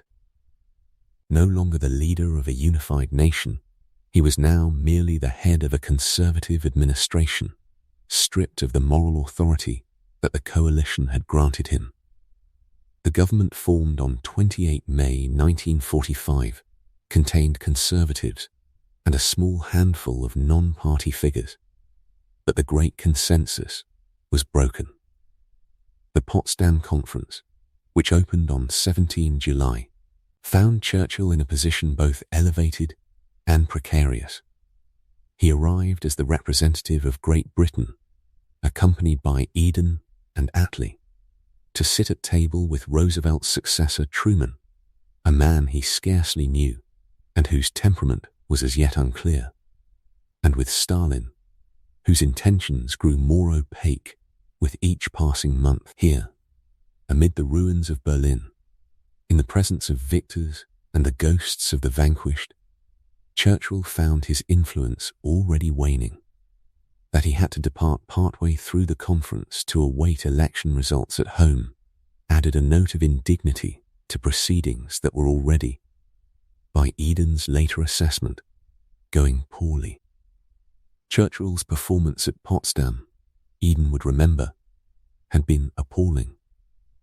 He had arrived unprepared for the detailed discussions, had been verbose where precision was required, and had allowed himself to be led by Stalin in matters where firmness was essential. His intervention in the matter of Greek reparations had upset the Chinese delegation. His pronouncements had exasperated Truman's advisers, who were still taking the measure of this man whom their president had known only through Roosevelt's carefully filtered accounts. Where once Churchill had dominated through force of personality and clarity of vision, he now seemed somehow diminished, a great historical figure, yes, but one whose historical moment was already passing into shadow. The election campaign that followed had done little to arrest this decline. Churchill, reverting to party politics with a sharpness that contrasted with the statesmanship the nation had grown accustomed to, had sought to denigrate Labour and emphasize the dangers of socialism.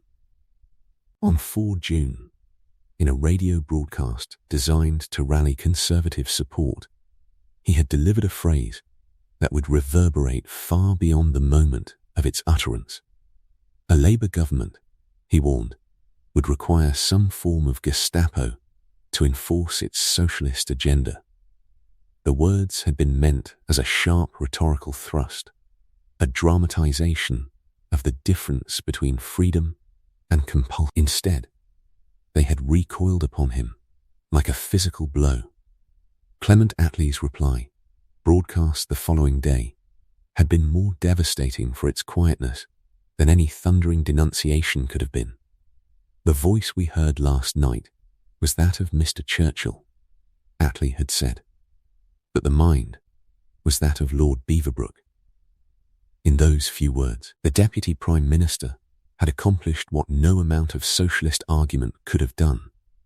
He had suggested that Churchill, in his desperation to retain power, had become the mouthpiece of a newspaper magnate, that he had abandoned the statesman's voice for the partisan's snarl. Jenkins, reflecting on this moment later, would call Attlee's broadcast the making of Attlee. The instant in which a man perceived as colourless had revealed a capacity for political judgment and restraint that would prove far more potent than Churchill's bluster. The weeks between polling day on 5 July and the announcement of results on 26 July seemed to stretch into something like eternity. The delay necessary to collect votes from overseas had created a peculiar suspension, as though the nation held its breath. Churchill, not yet certain of defeat, prepared to learn the worst. On the afternoon when the results became known, when the scale of the Conservative defeat became apparent, when it became clear that the British people had chosen to entrust their future to the Labour Party and to Attlee, Churchill sat down to lunch with Clementine and their daughter Mary at Downing Street. The meal had the quality of a state funeral, a ceremony conducted in the knowledge of irreversible loss. To Clementine's gentle suggestion that defeat might prove a blessing in disguise, Churchill had replied with a tartness born of genuine pain. At the moment, it seems very effectively disguised. The words contained both a rejection of consolation and an acknowledgement that some griefs admit of no swift redemption. He had been, in that instant, not the great war leader, but a man confronted with the ingratitude of a people whom he believed he had saved.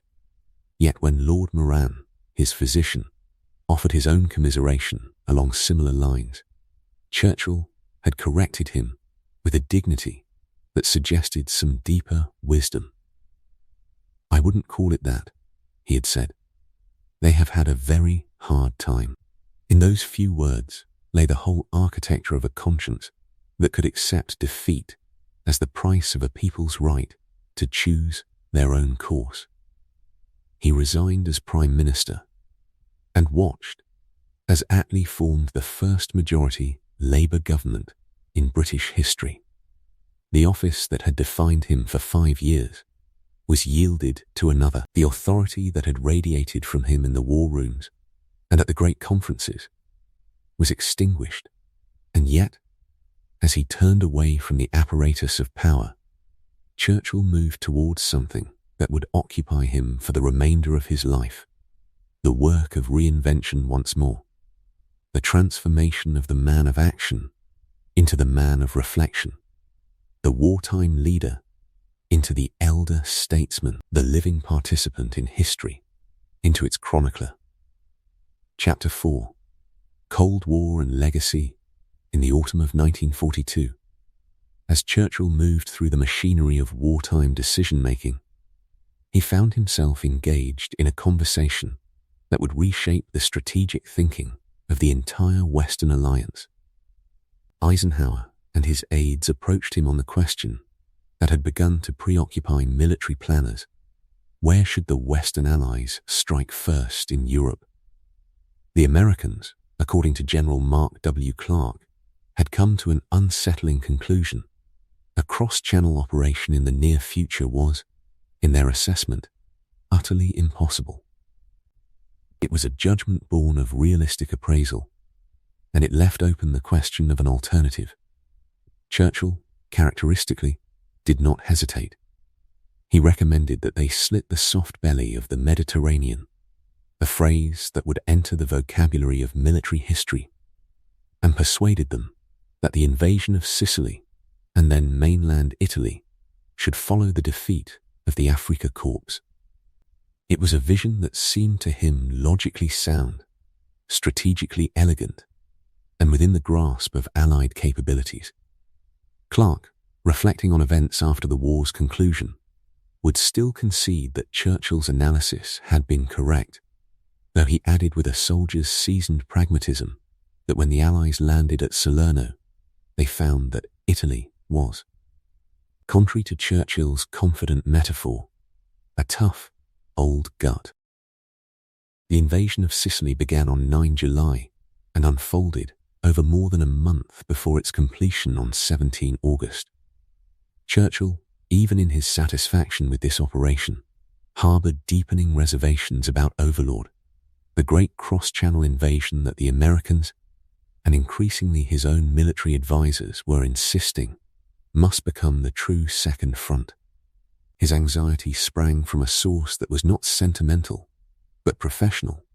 He feared that an Anglo-American army in France might not prove a match for the fighting efficiency of the Wehrmacht.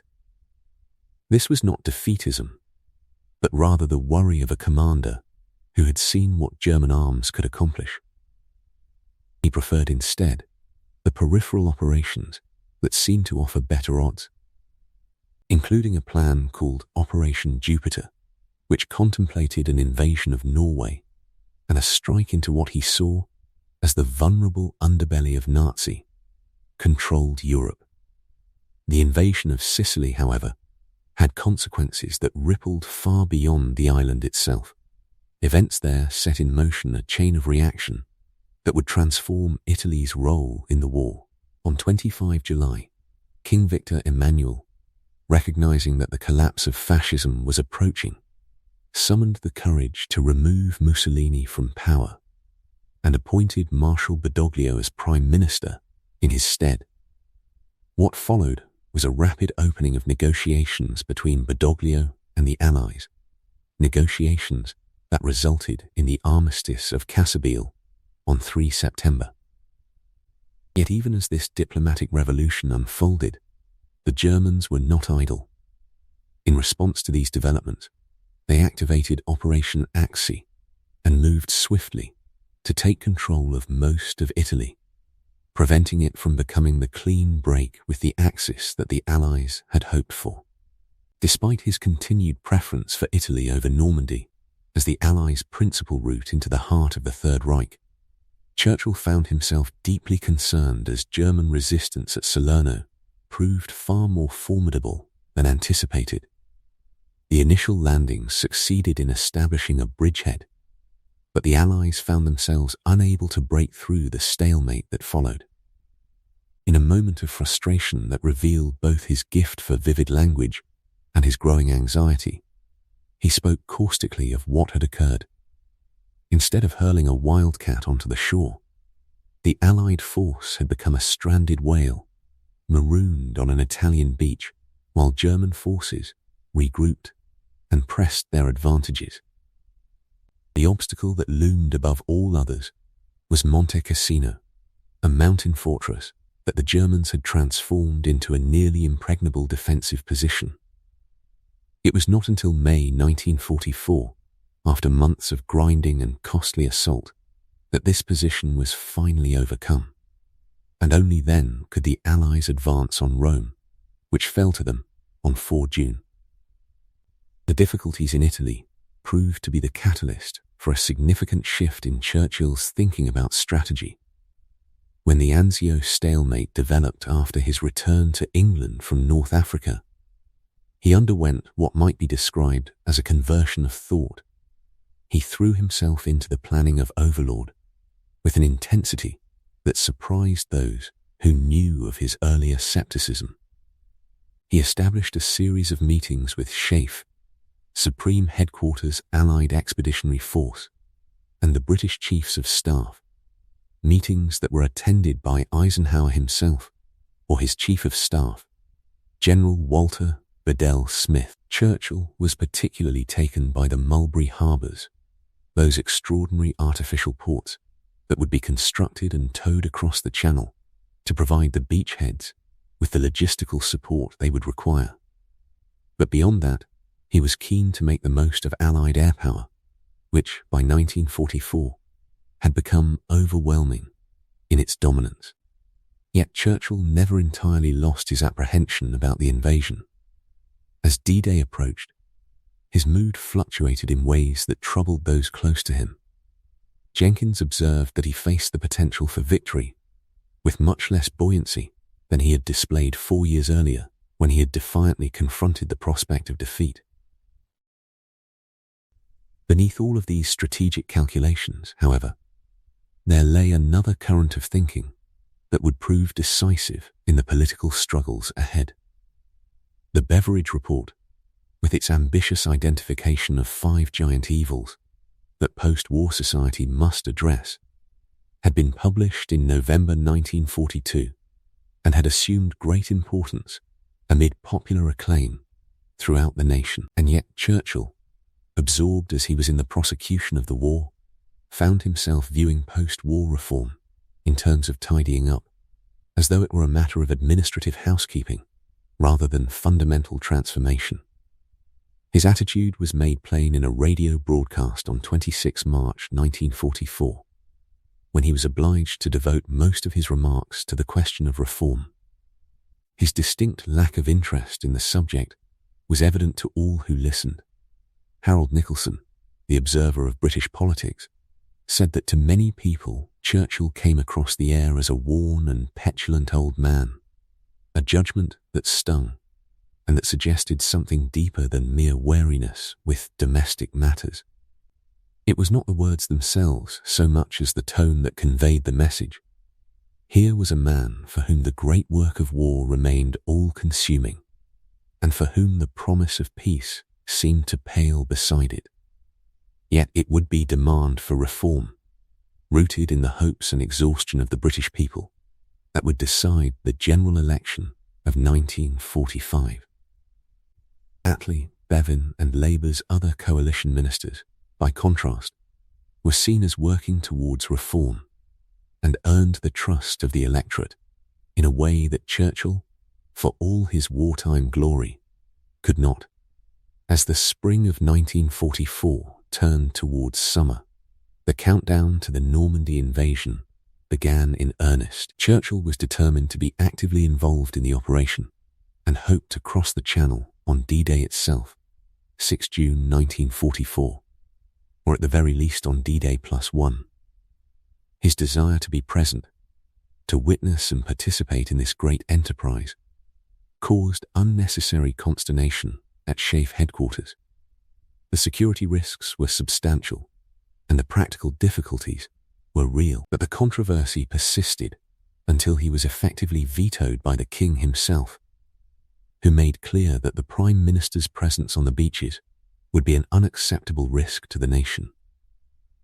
Churchill had expected an Allied death toll of 20,000 on D-Day itself, a horrifying figure, yet one that reflected his sober assessment of what German firepower might inflict. In the event, fewer than 8,000 men died in all of June, a mercy that was not yet known when the invasion began.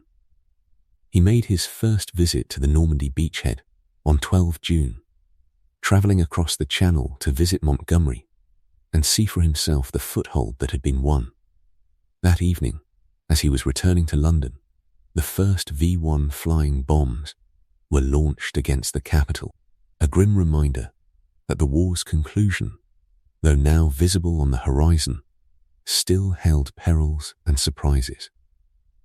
On 22 and 23 July, Churchill returned to the continent, visiting Cherbourg and Arromanches, where he examined the Mulberry Harbour, that triumph of engineering and logistics that had made the entire operation possible. By September 1944, as the Allies advanced across Europe, Churchill met Roosevelt at the Second Quebec Conference. The two leaders reached agreement on the Morgenthau Plan for the Allied occupation of Germany, an agreement that had been shaped by American thinking about how to ensure that Germany could never again threaten world peace. The intention of the plan was not merely to demilitarize the German state, but to deindustrialize it entirely, reducing it to an agricultural economy that would lack the industrial capacity to wage war. It was a vision born of the desire to prevent any recurrence of German aggression, but it was also a vision that troubled many who feared its implementation would create economic chaos and suffering. Eden, Churchill's foreign secretary, opposed it strongly and persuaded Churchill to disown the agreement. His action was supported by the American Secretary of State, Cordell Hull, who convinced Roosevelt that the Morgenthau Plan was simply infeasible, a judgment that would prevail, and the plan would quietly be abandoned. The following month brought Churchill to Moscow for the Fourth Conference with Stalin.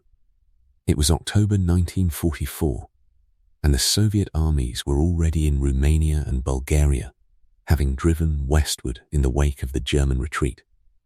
Churchill and Eden met with Stalin and Molotov in discussions that would later gain notoriety, particularly for what became known as the Percentages Agreement. Churchill, seeking to prevent the kind of misunderstandings that could arise from unclear spheres of influence, proposed a scale of predominance throughout the entire Balkan region. As he expressed it to Stalin, he wanted to ensure that they did not get at cross purposes in small ways. He wrote down some suggested percentages of influence for each country and handed the note to Stalin, who ticked it with his approval. The arrangement was that Russia would have 90% control of Romania and 75% control of Bulgaria. The United Kingdom and United States would have 90% control of Greece. Hungary and Yugoslavia would be divided equally at 50% each.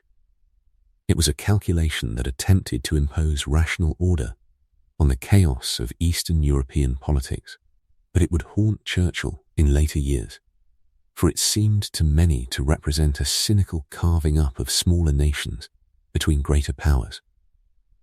When the account of this meeting was published in 1958, 5 years after Churchill's own account appeared in the Second World War, Soviet authorities would deny that Stalin had ever accepted such an imperialist proposal, a denial that added confusion to an already murky historical question. The new year brought Churchill to Malta for a preliminary conference with Roosevelt before the second Big Three gathering at Yalta.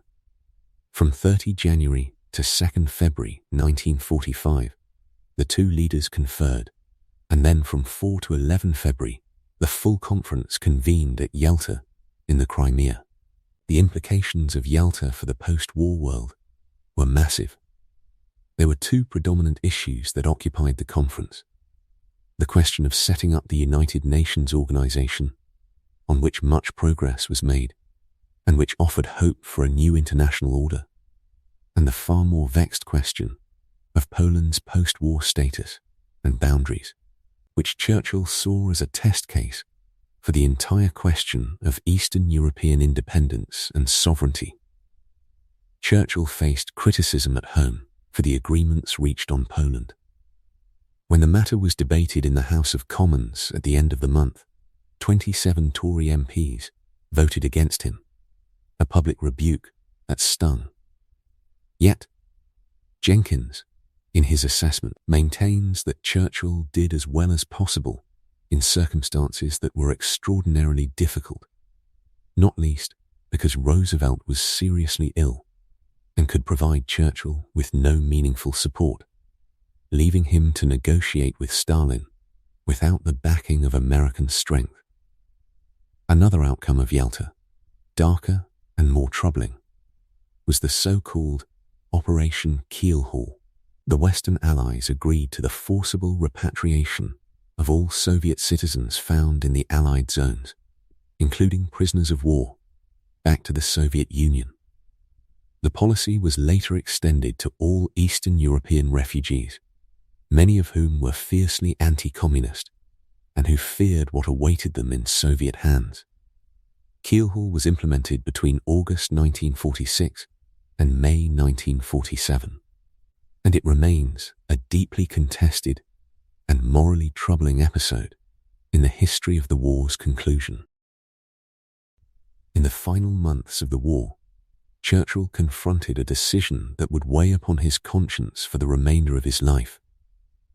On the nights of 13, 14, and 15 February 1945, 1,200 British and American bombers attacked the city of Dresden, which was crowded with wounded soldiers and refugees fleeing the Eastern Front.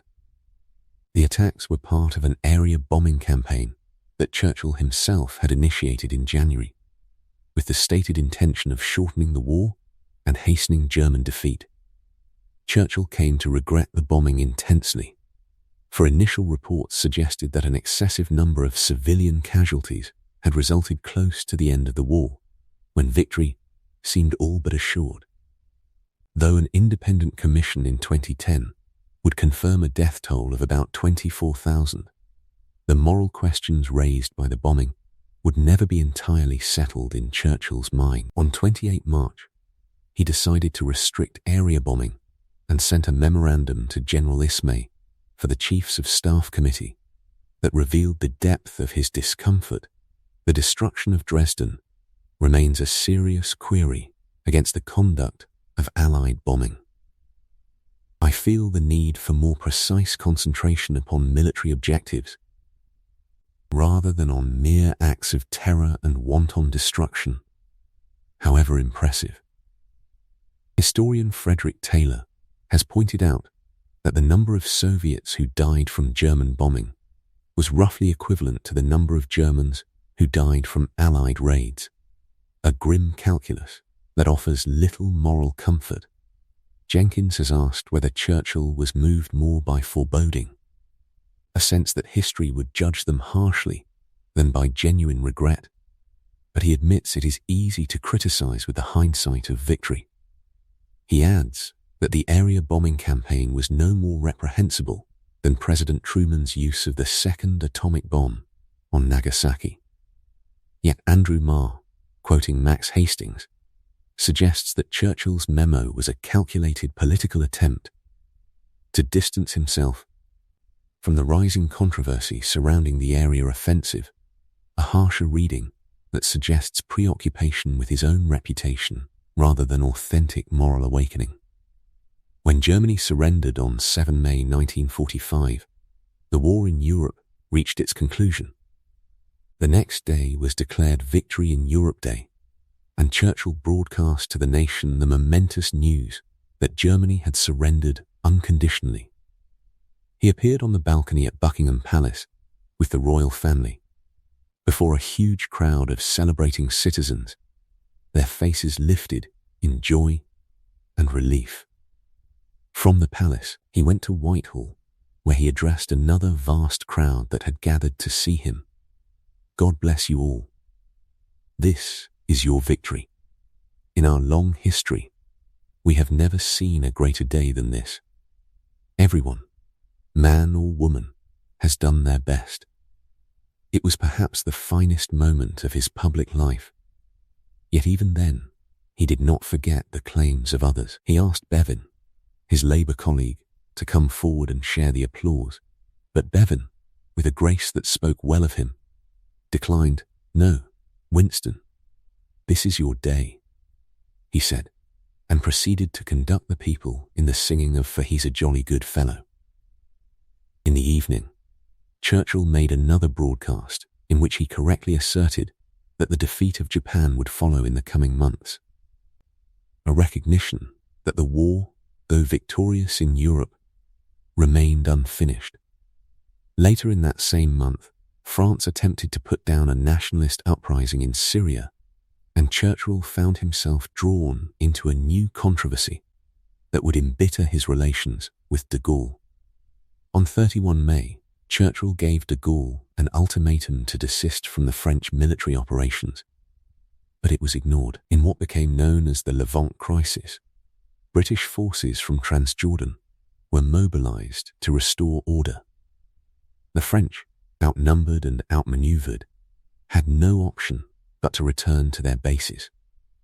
De Gaulle felt profoundly humiliated by this turn of events, and a diplomatic row broke out that would poison Anglo-French relations. Churchill reportedly told a colleague that de Gaulle was a great danger to peace and for Great Britain, a judgment harsh in tone, but reflecting his fear that de Gaulle's conduct was reckless and dangerous to the larger project of preserving Western unity. Even as the war in Europe was being won, Churchill commissioned the Chiefs of Staff Committee in May 1945 to provide their thoughts on a matter that was deeply troubling. What would be required if the Western Allies found themselves in conflict with the Soviet Union? The operation was codenamed Operation Unthinkable, a name that captured its seemingly impossible nature. One plan involved a surprise attack on Soviet troops stationed in Germany with the intention of imposing the will of the United States and the British Empire on the Soviets. The hypothetical start date for the Allied invasion of Soviet-held Europe was set for 1st July 1945. It was a scenario that seemed increasingly likely to some strategists, even as the war against Germany was being concluded, and it reflected the deep anxiety about Soviet intentions that was beginning to crystallize among Western leaders. Yet the operation remained theoretical, a matter of contingency planning, and would never be executed. But its very conception suggested how quickly the wartime alliance was fragmenting, and how swiftly the considerations of peace were giving way to anxieties about future conflict.